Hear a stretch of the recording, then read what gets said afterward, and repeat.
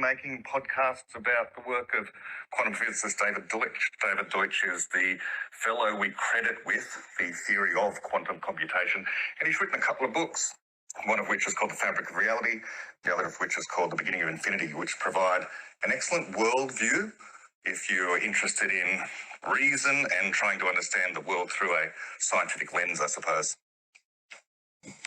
So this is one of the great things about the internet. I read an old. Okay, so what is my background on this? I read a book called The Mind of God by Paul Davies way back when, and then somehow from there I navigated to a book called The Fabric of Reality by David Deutsch, and I did a really poor job reading it. This is a long time ago, and I barely comprehended any part of it, and I certainly didn't finish it. And then I somehow stumbled across The Beginning of Infinity. Probably when it was first released, it went straight on my bookshelf and never got read because I still hadn't gotten through The Fabric of Reality. And then finally, a couple of years ago, not that long ago, maybe like a year and a half ago, I picked up The Beginning of Infinity again, and I opened it, and it was like a mind virus. That thing just took over my brain, and I realized this is the best book that I read in 20 years. It may be the best book I've ever read if you discount the spiritual philosophy stuff that I like. But within like I would call the genre of things that are directly useful. I think it's actually the most useful book I've ever read. And that's a big claim, because I think this is one of the very few books that I felt made me a lot smarter. And it gave me a foundation for evaluating what is true and what is not going forward. And it also shattered a lot of beliefs and myths that I had. I probably changed my mind more times from having read this book than from having read any other. And so it's a very, very important book. And it's a very difficult read. And what it is David Deutsch, who is this brilliant physicist at, is it Cambridge? I'm sorry. Oxford University. Oxford. Yes, at Oxford. I'm so bad at this. Okay, yes, a brilliant physicist at Oxford. I'm bad at names and things of that nature because they don't really matter, right? It's the ideas that matter. Anyway, so it's a work of David Deutsch, and he's actually taken Karl Popper's philosophy. Karl Popper being a philosopher of the theory of knowledge, but he. Sorry, I'm getting text while I'm talking, which is kind of distracting, but they're telling me my mic is off, so be it.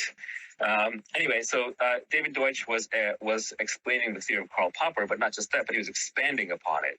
And into it, he was mixing lots of physics and science. So it was very interesting, but it's a very difficult read.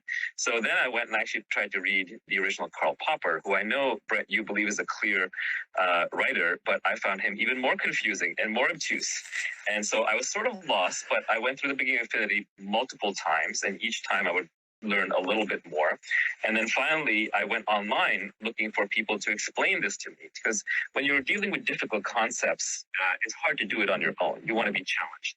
So I actually went to my smartest local friends and I started talking to them about this book.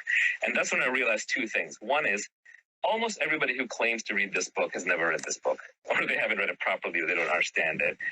Or secondly, they just have a fundamental worldview that's so diametrically opposite to what the book says that they're incapable of absorbing the book. Their identity and their preconceived notions get in the way. So there's no one to discuss this book with.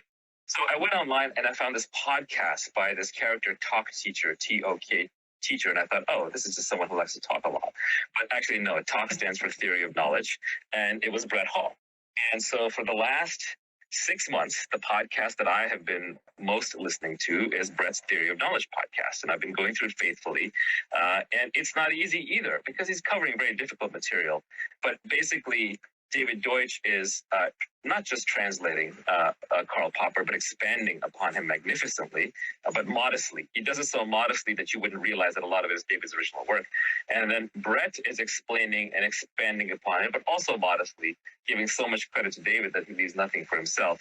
But I would say I'm honored to have Brett here because he's the person that I've learned the most from in the last year. So, well, that's nice. Yeah. So my story is very similar. I did begin with popular science by reading Paul Davies as well. And if anyone listening doesn't know who Paul Davies is and you want a good overview of the present state of scientific knowledge, you can't do much better than what Naval just said there, Picking Up the Mind of God by Paul Davies. It's a standard introductory popular science book if you want to get into physics and you don't have much understanding, mathematics, chemistry, the foundations of biology, this kind of thing. And I thought that this is what popular science books were like. And it wasn't until I was wandering through a bookshop one day after I'd read everything that Paul Davies had written that I found a book by this fellow called David Deutsch. And on the back, it was blurbed by Paul Davies. And Paul Davies said of David Deutsch that he hadn't been so inspired since he read Gödel, Escher and Bach. And if you don't know what I'm talking about there, that's a book by Douglas Hofstadter that anyone who's interested in science tends to read because it's such an inspiring book. So Davies was comparing Deutsch's work to that, and so that's pretty high praise. And once I picked up, because I was studying quantum theory at the time, I was studying quantum physics at the University of New South Wales. I was in my second year of undergraduate, so I was really struggling with, not so much with the mathematics, not so much with doing the day-to-day lectures and tutorials, but trying to get a handle on what the heck the experiments were telling us about reality.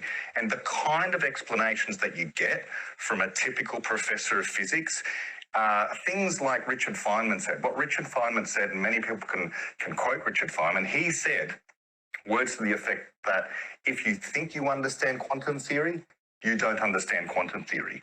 And this is the standard way even today that undergraduates and high school students who encounter physics are presented. That's the worldview they're presented with when it comes to quantum theory. And I didn't like that. And most students don't like that. You want to understand what's going on. It wasn't until I picked up the work of David Deutsch that I was given a clear explanation. And the explanation, by the way, and this always astounds people, and it often causes them to balk at the entire idea of quantum physics, but the explanation is that we really do occupy something called the multiverse. The multiverse is a much larger ensemble of universes, somewhat in parallel. I won't get into the weeds of exactly what the theory is, but the main takeaway here is that once you've read the book and once you've read the theory of the multiverse, quantum theory then makes sense. And it also, despite the genius, the absolute genius of Feynman, it refutes what Feynman says about if you think you understand quantum theory, you don't. Because there are people who really do understand quantum theory. Now, why is it that every single physicist on the planet doesn't endorse the multiverse? Well, then we go into the sociology of quantum theory and of physicists, because to actually say that you endorse the multiverse, you're sticking your neck out. You sound a little bit crazy. But in fact, any perspective that people take on quantum theory, of course, makes them sound a little bit crazy.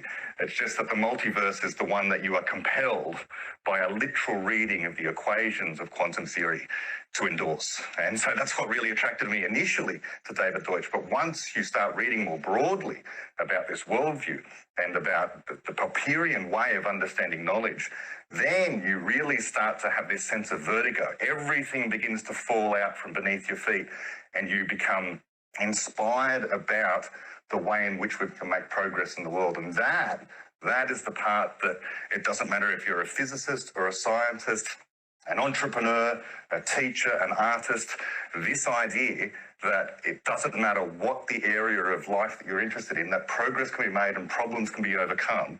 And it's simply by using our capacity to explain the world that we can actually improve things inexorably.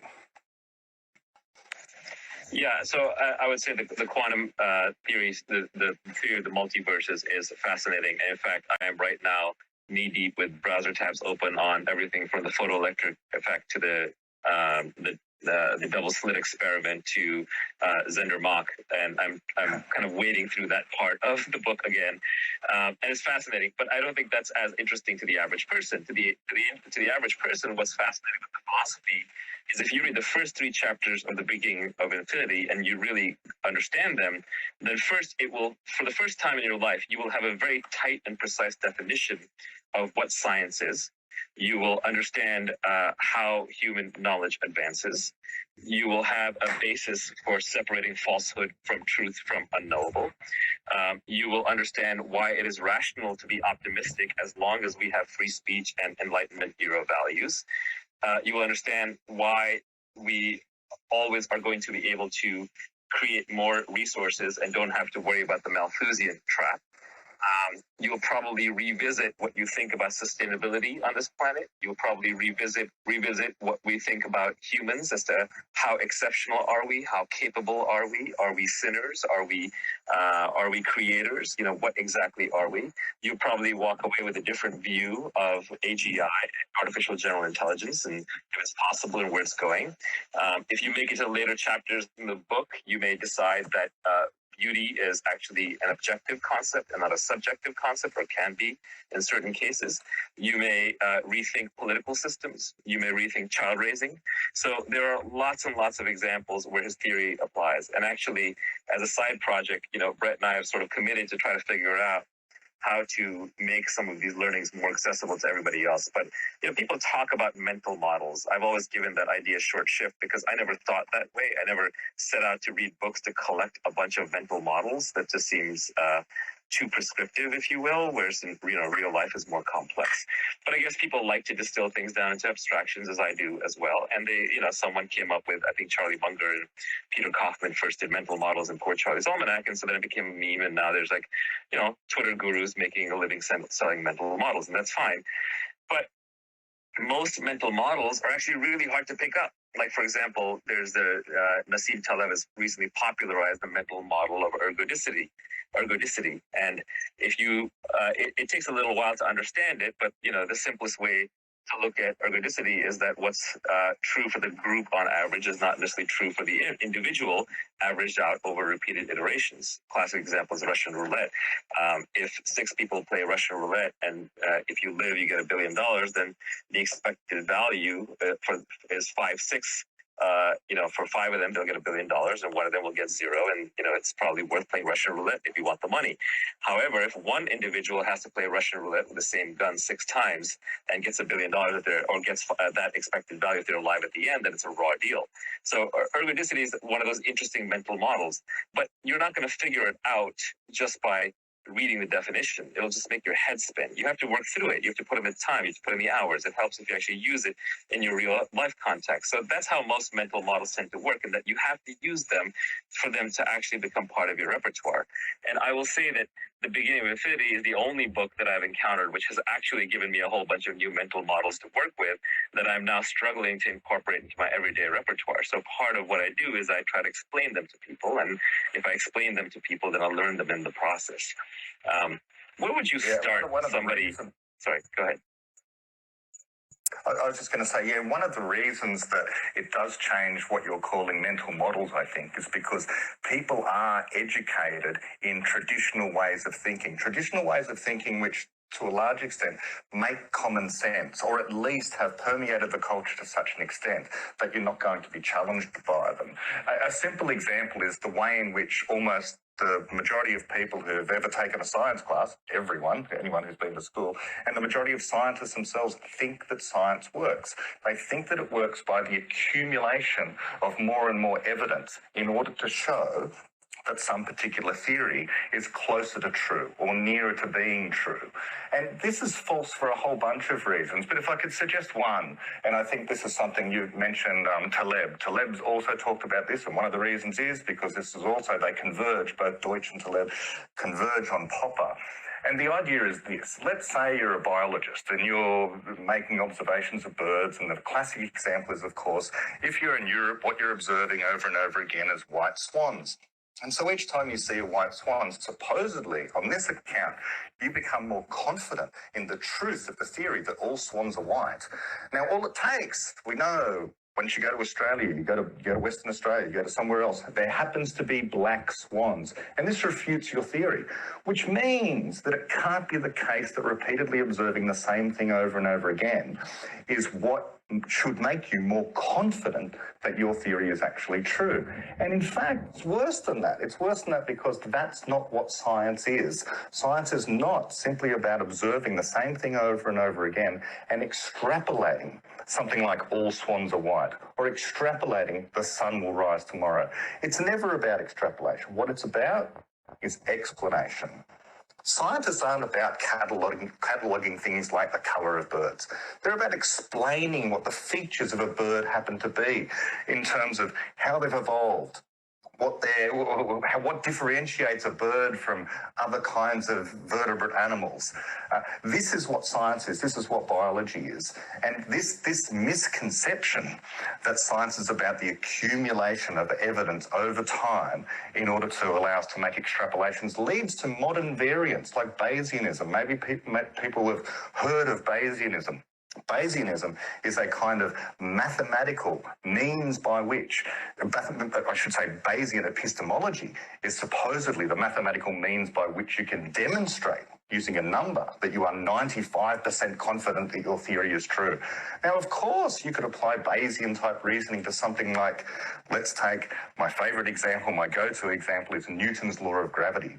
Now, prior to 1919, for many centuries, since Newton invented his theory of gravity, every experiment confirmed that Newton's theory of gravity was true, was correct.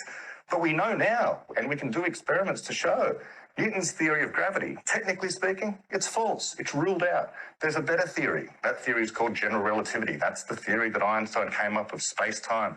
Now, does this mean that Einstein's theory is now true? Absolutely no. It means it's in the same position that Newton's theory was prior to Newton's theory being shown false by an experiment, by a number of experiments. What we say instead, what the correct way of understanding science is, and in fact it doesn't only apply to science, it applies across all domains, is that we are searching for the best explanation, and that explanation represents reality in some way, but it's never the final truth. And that's a good thing. It's a great thing, it's an optimistic thing, because it means we can go on forever making progress. People who think that we can get there and actually have a final answer, they end up having a pessimistic worldview. They think we've already got all things neatly tied up into a neat little bundle, and therefore once we've got the final answer, we can be dogmatic and adhere to that one final answer, and everyone else will have to bow down to our authority. Right. And so this ties into a topic that is very important today, which is freedom of speech, because all truth-seeking systems work the same way. They work through, in science, you make bold conjectures, and they're subject to criticism by your peers and by experiment. In innovation, you do trials of trying out all kinds of different things, and then you have errors where nature gives you feedback. No, sorry, your airplane didn't fly, try again. In evolution, you have variation and mutation, and then you have natural selection. So we see in free markets, you have people making bold bets, which are a form of conjecture, and the market gives them feedback. In democracies, you have people passing policies, and if those are bad policies, then they get voted out of office. And the important feature here is the error correction mechanism, the ability to say, you were wrong, and to peacefully transition that theory or that person or that institution out and swap it for another one. And that's why free speech is critical, because you are never permanently right. You're only provisionally right until proven otherwise. And it's the nature of power-seeking people, and also just the nature of security-seeking people, to sort of lock in and say, no, this one we've got figured out. This is beyond debate. But that's literally what separates a successful society from an unsuccessful one. An unsuccessful society is one that says, we've got to figure it out. Confucius figured it out 2,000 years ago, or our scientists figured it out last year, and this cannot be challenged. This is done. We're done speaking of this, and let's move on to the next topic. And we all know topics like this. There are topics, non-scientific topics certainly, which are closed to discussion, and there are now even scientific topics that are closed to discussion. And that is the hallmark of stasis and failure. So if we want to be successful as a society, kind of all we need to do is just embrace error correction, constant feedback and error correction, which is required for any natural system to work. Yeah, and it's a wonderful parallel there that you've just mentioned between the scientific enterprise, this idea of coming up with a good idea, or our best idea at the time, and then being open to all other challenges. All comers are willing to put forward their best case. And then in science, we have this unique thing that we're able to do an experiment. And the purpose of the experiment is to rule out almost all other theories, ideally all other theories, except for one that can't be ruled out by that experiment. Again, unable to be ruled out by an experiment does not mean that you're absolutely true, you're the final word. It just means it's the best idea we have for now. And the parallel there with democratic systems shouldn't be overlooked. What's the point of a democracy? The point of a democracy is not to find the best ruler. It's not to find the person who is going to be installed as the president or the prime minister or the local member or the councillor for all time because they are the ideal leader in some sense. This is the mistake that Plato made. Plato thought that the whole idea of democracy was flawed because democracy is ruled by the mob. Okay, the largest number of people can get together and they can come up with laws, they can come up with ways that will overrule the minority.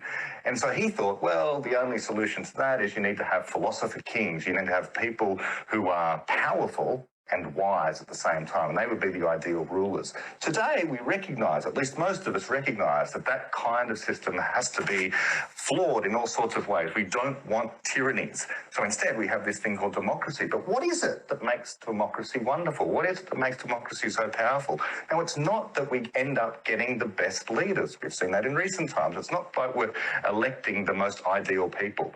What democracy is a system for removing bad leaders when they arise. And this is why the great democratic systems have been working over the last few years. Many people would think that there's been terrible tragedies over the last few years about how democratic systems in the West have failed. But I would say that all the evidence is that we've been able to remove the people we want to remove, that what the majority want to be removed can be removed. And this works for both the leaders themselves and for the policies, that if the policies aren't the ideal policies, and they never will be, they can quickly be overturned. The only alternative to this is to have a system where you install a particular leader or a particular policy which cannot be changed. All democratic systems need to be judged on the basis that they make it easy to remove the leader or to change the policy without violence.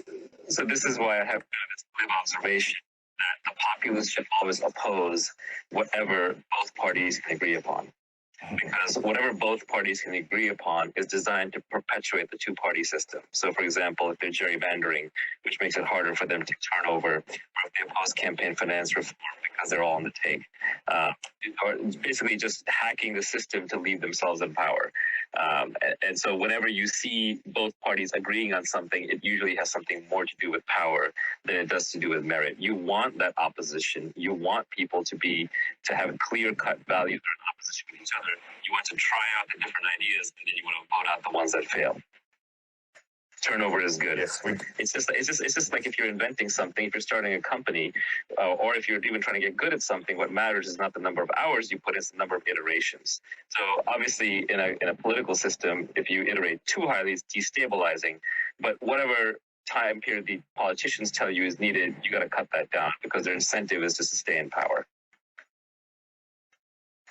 Yes, we don't have access to the final truth, we should mention as well. We don't have access to this pristine source of knowledge. Instead, all we have are conjectures.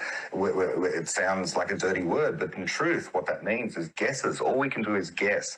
But the more grand way of saying that is we have our own internal creative capacity to come up with a better idea. And that better idea can challenge whatever the status quo happens to be in terms of political parties, political ideologies, scientific theories, mathematical theorems. It doesn't matter what it is. The idea of creativity is the very thing which enables us to improve the world. And that creativity, really, it's about explanations. It's explaining your own situation that you're in personally, and it's explaining things on a civilization level as well. But it's about, ultimately, explanations. And it's what Deutsch would say is a hard-to-vary explanation. It's not just a random explanation that anyone could have come up with that has fictional elements within it. It's an explanation that is hard to vary because when it encounters reality, when it's tested against reality, there will be ways and means of objectively judging it against that objective reality. And this is also how we do anything. If you look at children, how children learn is they're just constantly testing and trying new things. And they're just seeing what works. It's just constant iteration. If you have a toddler, one of the reasons why it's hard to deal with them is because they're testing the boundaries. They want to see what they can get away with. What are the maximum desires they can have fulfilled without any repercussions? And things that seem obvious to us as adults, like don't ask for that, don't do that. Toddlers want to test all that out. So as a parent, you're dealing with a little scientist who's always running experiments on you. It can be very painful experiments, but that's what they're doing.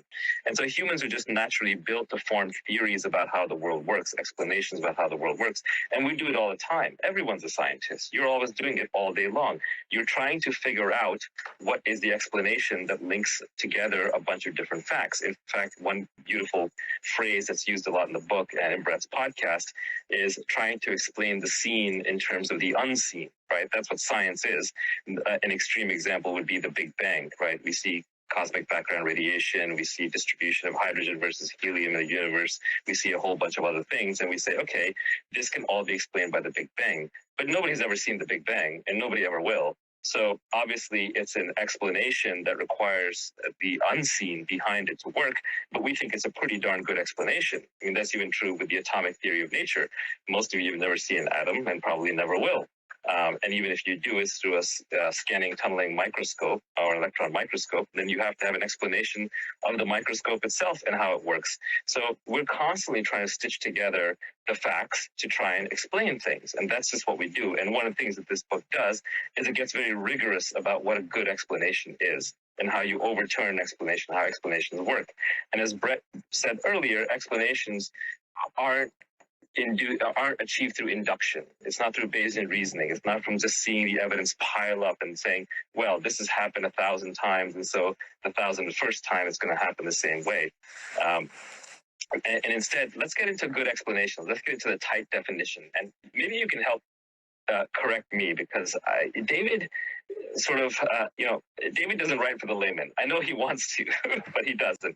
So the way I piece it together, and so I could be off, is I came up with a couple of characteristics. A good explanation, first, is, of course, is falsifiable. And I think most people stop there. Falsifiable means that there's some test you can run to see if it's true or false. It's not just something that cannot be tested. An example of something that cannot be tested is simulation theory. Right? There's kind of no test you can run to prove the simulation theory false, or religion, right? God did it. So it has to be falsifiable. The second thing is it has to make narrow and risky predictions. So it has to say, oh, this thing that you did not expect is probably true and is true, and you have to go and test that. And it has to be a pretty narrow, precise prediction. Obviously, mathematical is the basis in science, but just in general, if you believe you have truth, then that should be able to tell you something that you don't know, or something that somebody else can go and test. And the third piece is the explanation should be hard to vary. The explanation itself should be precise. You shouldn't be able to change after the fact, like, oh, well, that thing was off is because of this, or that explanation can't be muddled with many other explanations. But this is a very fuzzy understanding. David didn't spell it out that explicitly. Yes, so I would love to hear your description of what a good explanation is. Yeah, now that last point that you made there about hard to vary is the most important point. Now, if anyone listening knows anything at all about Karl Popper, typically what they know is that he was the guy who came up with falsification. People struggled for millennia, certainly for centuries before Karl Popper, in trying to figure out a way of delineating science, differentiating science from every other domain of inquiry.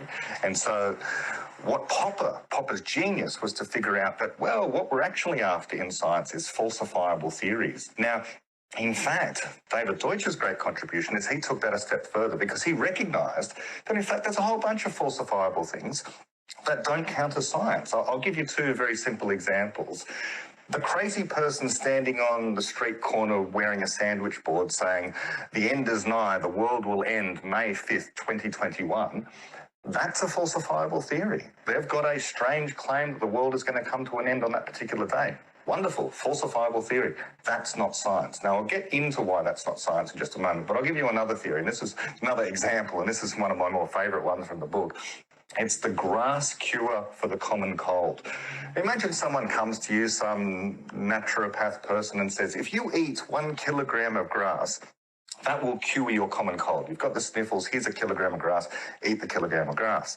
Now, that also is a testable theory. That's falsifiable. You could eat the 1 kilogram of grass, and of course you'll find that all you'll get is an upset stomach. You'll probably throw up. It's not going to cure your cold at all.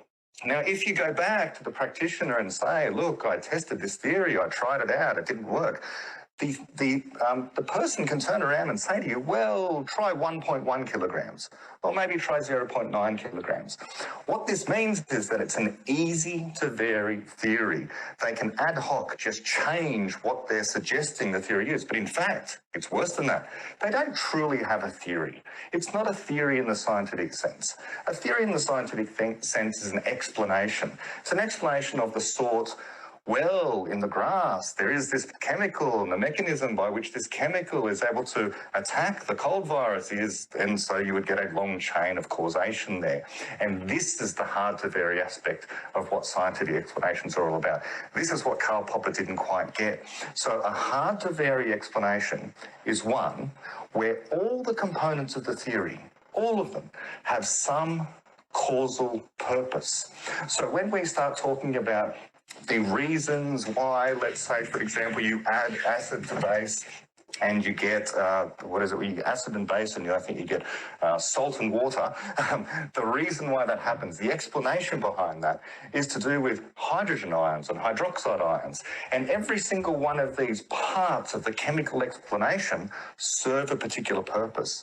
Whereas in an explanation that is not hard to vary, the different components can easily be swapped out for something else. Like I said with the grass so-called theory, if someone comes along and says that the grass is going to cure the common cold, they can quite easily change the quantity of grass, and that doesn't happen in actual science. Now, does this tie in some way with Solomon-Off induction? The trivial case of Solomon-Off induction is Occam's razor, which is, you don't want to multiply assumptions beyond what is necessary. So a tight theory should not multiply, parts of it beyond what is necessary. Is that relevant or linked, or am I just completely off base? Yes, I think so. There's all sorts of perverse ways in which people can use Solomon-Off induction. They could use what's known as parsimony in science, or Occam's razor, in order to try and show aspects of science aren't really science. And I'll give you a trivial example. Of course, I endorse what's called the multiverse interpretation of quantum theory. Now, I would say, and David would say, and various other people who actually subscribe to this particular way of understanding quantum theory, that it's not an interpretation.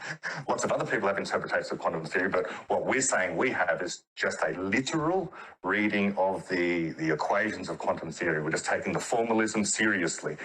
Now, what some people object, and in fact Paul Davies is one of the people who actually I happened to have a conversation with Paul Davies one time, and he objected on the basis that the multiverse theory postulates an uncountably large number of universes in order to explain one universe.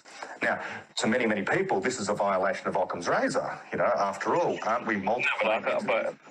Yeah, it's not, but it shouldn't be about the number of entities. It should be about the number of postulates. Yeah, exactly right. And so that's why we're forced into endorsing things like the multiverse, because the number of assumptions you make is minimal. In fact, you need no additional assumptions on top of quantum theory. All you say is quantum theory literally describes reality.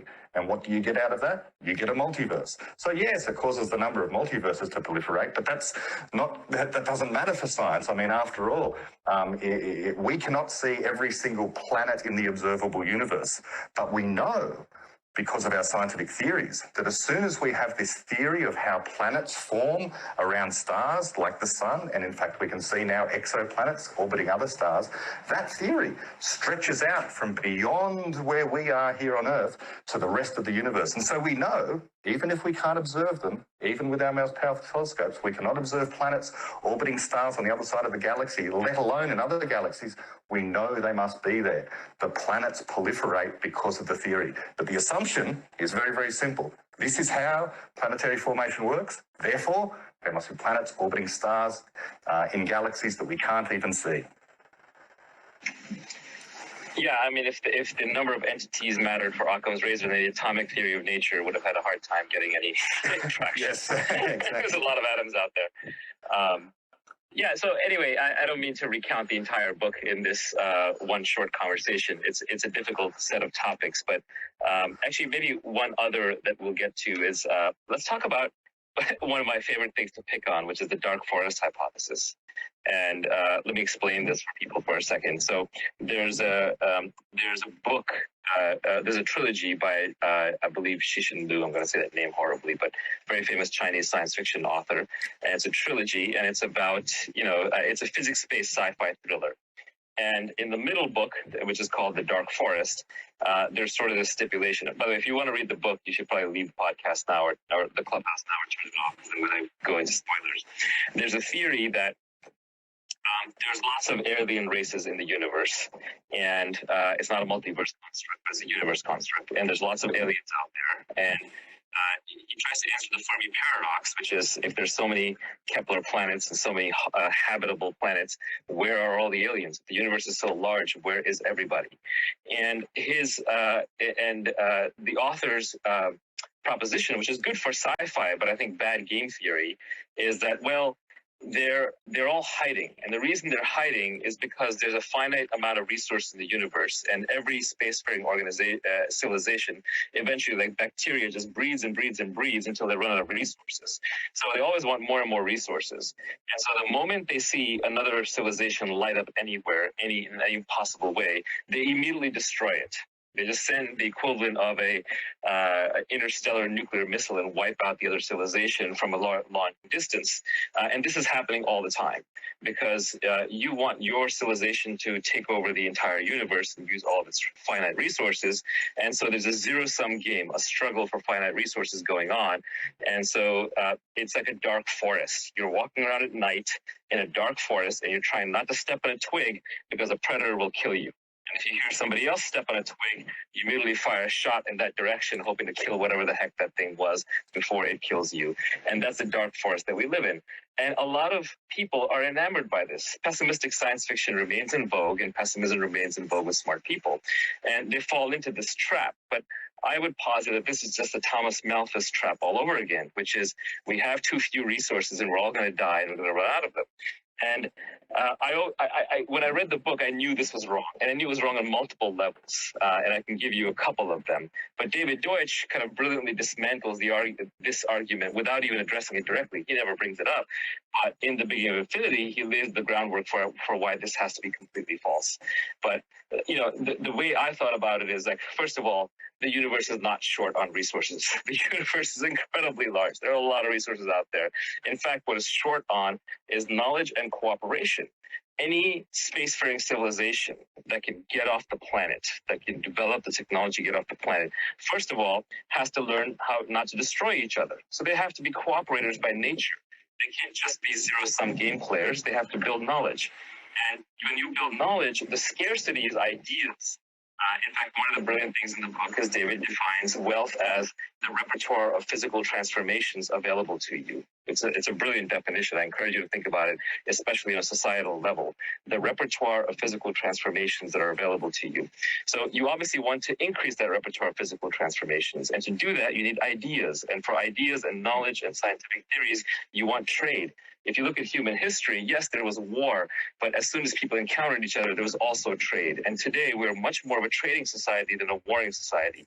We are in far fewer wars than we are in trading partnerships. And in fact, if you encountered an alien civilization, the first thing you would want from them are ideas. The first thing they would want from you are ideas on how to make better use of the raw resources available in the universe. So I think that is the most powerful argument against the dark forest hypothesis. There are a bunch of others, by the way, which is that you start broadcasting radio waves as a civilization before you're even aware of how to get off the planet, or that you can. And so the idea that you can somehow stay quiet and hide in this dark forest is nonsense, because the first thing you do is you build a fire, so you're immediately noticed, if anyone was going to notice you. So that's another problem with dark forest hypothesis. But I think the key one is that the scarcity within a species, across the stars, everywhere, is going to be knowledge.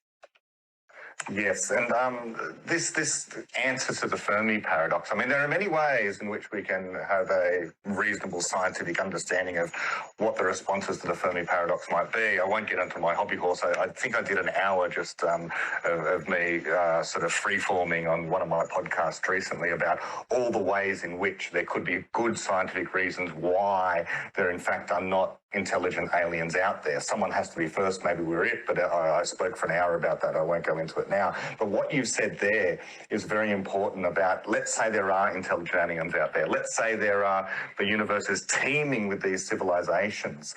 Well, we believe in objective progress. We believe there is a direction towards things getting better in the universe. Now, we can see this quite obviously with technology. You know, computers get better year after year, cars get better year after year, our scientific understanding gets better year after year. It's not like we can hold morality in a retarded state, in a stupefied state, separate from our progress in mathematics, science, technology. If you're making progress in those other domains, you are going to be making moral progress as well. If we encounter aliens on the other side of the galaxy who can actually traverse the galaxy and, you know, faster than the speed of light by some technological means that we don't know, their morality is also going to be streets ahead of ours. If we're concerned now about other species on the planet, they're going to be even more concerned about other species in the galaxy than what we are. They will regard us as being moral midgets. They will think that they have a lot to teach us in terms of science, but also in terms of morality. And they're not going to be genocidal and wanting to wipe us out and to take all our resources from us. But not only for those reasons, not only because morally they'll be superior to us, if they're superior to us in their scientific understanding, but also because, and this is a poorly understood point, that nothing is a resource absent the knowledge that enables us to use it as a resource. Let's take, for example, pitchblende. Pitchblende is this rock. It's in the Northern Territory of Australia. Prior to the understanding of nuclear physics, that rock was a useless rock. I mean, it was just sitting there in the ground. No one had any use for it whatsoever. Then someone figured out nuclear physics. Well, a bunch of scientists, of course, figured out nuclear physics. Then they figured out nuclear reactors. Then they realized they needed uranium in order to generate electricity and bombs and various other things that they might use radioactive materials before. And then pitchblende, the ore, became an actual resource because we had the knowledge of how to use it. There's a funny anecdote that David talks about in The Fabric of Reality at some point about this element, europium. You can look up europium on the periodic table. It's a very rare earth element. Anyway, if you think back to prior to flat screens, what we had were cathode ray tube colour televisions. And we knew that in order to have a colour television of the old style, you needed 3 different coloured pixels, one of those coloured pixels had to be a red pixel. Now, the only way, and the physics is unarguable, the only way to make red is to use this chemical called europium. It's just fortuitous that if you put an electric charge through gaseous europium in a pixel, it will glow red. And it happens to be the case that no other element on the periodic table does that. There is no other option. And the amount of europium that exists on the planet Earth is finite. And scientists at the time realized that, well, we're using up all the europium in order to make red pixels inside these cathode ray tubes. This means we will only have colour television sets for so long, because once the europium runs out, we can't have red pixels. Therefore, we can't have coloured television screens. But we all sitting here right now, we know that's absolutely ridiculous. Of course it is, because we're not using cathode ray tubes. Now, this is not the message of here. This should be clear. For any resource that's finite, it's not like we're going to reach a point where, if that resource runs out, there's going to be catastrophe. It's going to be the end of something or other. What do humans do? They use their creativity to understand that some other piece of hitherto useless piece of matter can be used as a resource to replace whatever the thing is that might be finite. For any given resource, it's finite. But resource. So as an aside, this is the single most common way that people become public intellectuals. They basically say, we are running out of X. And sometimes it's oil, sometimes it's oxygen, sometimes it's europium, sometimes even Charlie Munger was saying we're going to run out of fertilizer because we don't have enough nitrogen. Malthusian, we're going to run out of all these different resources and we're all going to starve. Paul Ehrlich, population explosion. In fact, it even Mike Murray talks about running out of water in California, right? And it even stretches further than that. We're going to run out of jobs. We're going to run out of money. We're going to run out of wealth, right? These are just these scarcity, these finite, these zero-sum sort of philosophies are incredibly common. They're actually the dominant paradigm in our society. And I think one of the things that you have to get over if you want to be successful as a human being is you have to get over this zero-sum mentality, to get over this finite resource mentality. We are not in a finite resource situation. The universe is a very large place. There's an infinite amount of raw material out there. The only thing that prevents us is using knowledge to progress, to convert those raw materials into whatever we want. And yes, some of it may seem incredibly fanciful, like how are we going to solve CO2? But we've always been able to invent technology. What we have to do is basically just push good ideas forward, not stamp ideas out, let people experiment.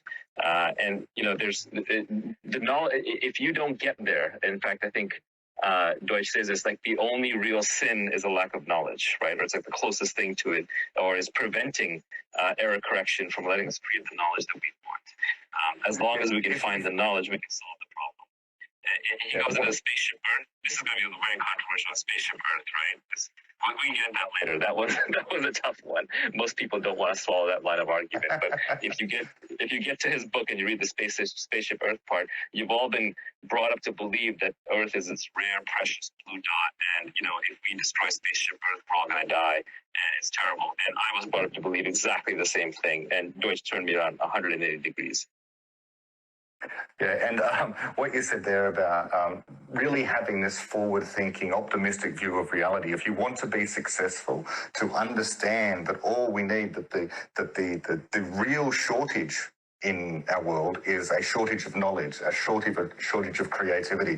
If you want to be successful, understand that resources are always going to be there. You don't need to be a pessimist and think the world is coming to an end, because our knowledge will solve the problem. That's the lesson of history. However, there's one exception to that rule. If you want to be successful within the traditional academic university context, absolutely, you can do your PhD on resource X, Y, or Z, or some other pessimistic area, saying all the ways in which the world is about to come to an end, or all the ways in which industry is about to be depleted of a particular resource, and therefore the capitalist system needs to be overturned, and therefore we're all going to be poor soon, and therefore we need to hand over our rights and our money to the government.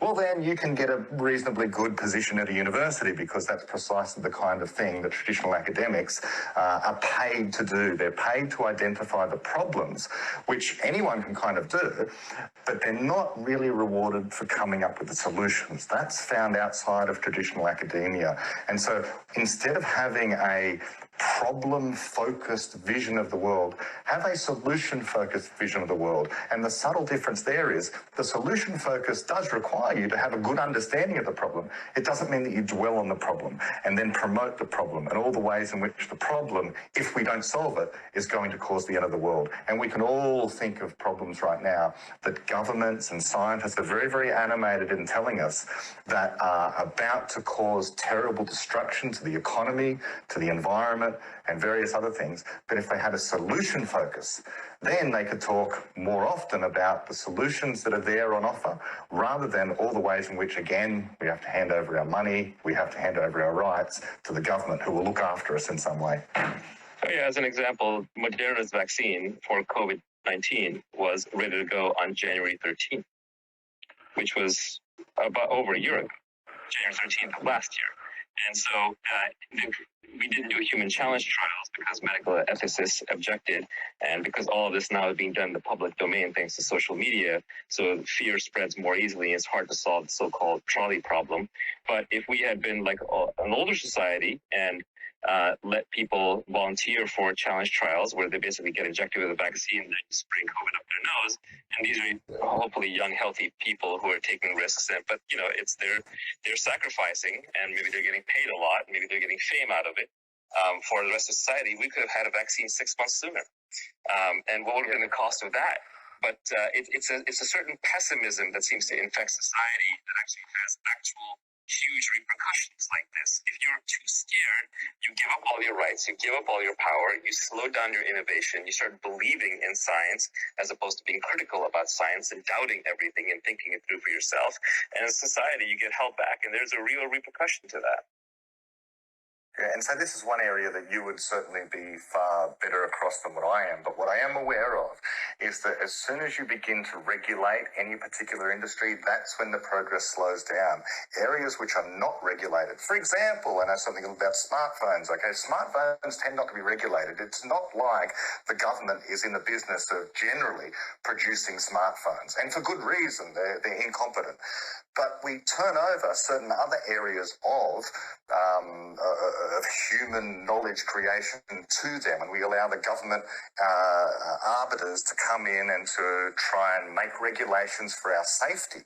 And this is true of pharmaceuticals. Now, a lot of people might think, well, very true, we need to have government regulation of pharmaceuticals. Otherwise, won't those evil pharmaceutical companies start putting poisons out there? Well, no, of course, customers. It's a really bad business plan to poison your customers. That's a good way to ensure there's going to be no return customers. Yeah, in fact, anyone can see the bungling of the FDA and the CDC trying to make their own test kits, banning private testing, preventing in-home instant tests. Even to this day, I know people illegally buying in-home antigen tests because the FDA has not authorized using them outside of your doctor, when they're actually quite helpful and quite safe and reasonably accurate. People couldn't do mask manufacturing because it didn't meet the stringent FDA standards. Even now, I'm sure the vaccine rollout is partially delayed because we are treating every vaccine dose as if it has to be made perfectly, as if we're in peacetime as opposed to be in an emergency wartime situation. So just the regulators' ability to say no crushes innovation. And we see this across the board. In crypto exists, the internet is finally moving into its own native payments mechanism because first it had to figure out how to decentralize away from the prying of regulators.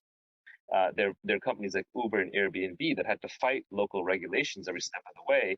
But there they kind of did a divide and conquer. Your neighboring town can make Uber and Airbnb legal, and the next town doesn't. And so you get this iteration, this error correction, feedback loop, where the denizens of the town say, actually, I want Uber or I don't want Airbnb. So they get to see the experiment run in parallel next door. But if you go up against federal regulators, you're dead meat. You have no chance. You're immediately illegal everywhere. We're just constrained in where we can do innovation based on how much regulation is present. That's not to say there should be no regulation whatsoever. Obviously, you don't want like everybody flying a drone past your house, and there is such a thing as the commons, and there are externalities. But at the same time, the level of regulations that most societies set is too high. It's all in favor of regulators. And what you actually would love to have is real competitive experimentation. You'd love to have neighborhoods, societies, states, door by door, state by state, neighborhood by neighborhood, that make their own choices so that you can kind of have a competitive market. It's not a coincidence that if you look back in human history, most eras of innovation are done by city-states. In the US, it was done by federalism, right? Like different states could allow different levels of competition. For example, people still famously say that one of the reasons why California has a lot of the tech industry as opposed to Massachusetts, where arguably more tech industry was born, because in Massachusetts, non-competes are enforceable. So if you work for IBM or DEC, Digital Equipment Corporation, you can't go work for a competitor or you get sued by your former employer. And so that it's just prevented smart people from going off to start companies. But fortunately, California didn't have that. Non-competes are essentially unenforceable in California. And what seemed like a bug to the employer was actually a feature that allowed for innovation. Yeah, defending the market has certainly become, defending the free market, I should say, has certainly become very unfashionable. I hear a lot of people, I hear a lot of other podcasters that I would otherwise respect saying that, well, the free market can't solve problem X, and so therefore there's some inherent flaw with the free market. But I regard the free market as being something similar to science. Science doesn't have the solutions to all problems. Quite right, it doesn't have. That's the whole point of science. It's an engine for finding solutions. It's not an engine for producing the final solution. And in the same way, the free market is there in order to find solutions for the needs of people. It's not going to be perfect. If it was perfect, then we wouldn't need a free market. We would just instantiate those perfect things that we all know happen to work. But that's never going to be the case. It's been tried and it's failed before. Yeah, people sometimes complain about how the markets, for example, look at the stock market, seems to get some things wrong. Well, it's volatile because it's absorbing all the information as it comes in. And as markets become more efficient, they become more volatile, not more stable, because they're responding more and more quickly to more and more nuances and information happening in real time. So just because markets are incomprehensible to you doesn't mean they're not working. In fact, it's a clear sign that they're working, because if they're comprehensible to any single individual, we wouldn't need the market to give us the answer. And it's very important to distinguish between a mob of people demanding something versus a market demanding something. Just because it's a group doesn't mean they're the same thing. So the way I think about it is that a group of people who are herding together, who are using social proof, who are doing something because other people in the group are doing it, that's a mob, and they're almost always wrong. Whereas a group of people who are acting independently, each making their own independent decision, and then you're collecting their independent decisions together to figure out the answers, that's a market. And that's what you get, for example, in voting or in the stock markets, whereas mob is what you get on Twitter. Yeah, and this is where this idea really brings everything together. The idea that with knowledge creation, what we're about is error correction. So within science, what we're trying to do is to correct our errors in the theories that we have, the explanations that we have. And each time we do correct errors, that enables us to make progress. And there's a perfect parallel there with the market. When the market apparently goes wrong, when there's a correction, it's called a correction for a very good reason, because there was something wrong there. The market is not a way of getting perfect economic progress or economic progress every single day. What it's going to do is trial things out in the same way that the scientist in the laboratory is going to conduct an experiment. They're going to try something out for the first time. It's going to fail. That's part of the process. So too, obviously, with innovation in entrepreneurship, you're going to try something and it's going to fail now and again. And that's just part of the process of making headway, making progress across any domain. As I like to say, the waste paper basket of the musical composer should be full. It's all the times they've tried and failed, but they're aiming for something objectively better than what went before. And it's only by embracing the failure that you're able to enjoy the success when it comes. So I'm going to have to go to bed soon, but let me give kind of the grand unifying theory here of how this can improve your life, which is, and for those of you who are already aware of this in the audience, apologies, but it's good to try and stitch things together. Basically, become an error correcting machine in everything that you do, and always embrace error correction, especially when the feedback is from markets and from nature, because that's valid. Feedback from other people, not so much. It may be mob feedback, but if it's from people making independent decisions, that's a market. If it's from nature, then that's infallible, because that's nature, that's reality. And so error correcting in your politics means that you should always be looking to support turnover of incumbents, of voting the people out of office, changing your mind based on how well their policies have performed. Error correction in science is you should be looking for people who are open to conjecture and criticism. If they're not open to criticism, if they're saying believe in science, that's not science, that's religion, but using the name of science. And instead of using the robes of a priest, they're using the white lab coats of a scientist or a so-called scientist. And in your own personal life, you should if you want to get good at something, you just iterate at it. You just try doing it as many different times as possible, but it's not the number of hours that you can put in, it's the number of iterations. So always just change the how you do it slightly.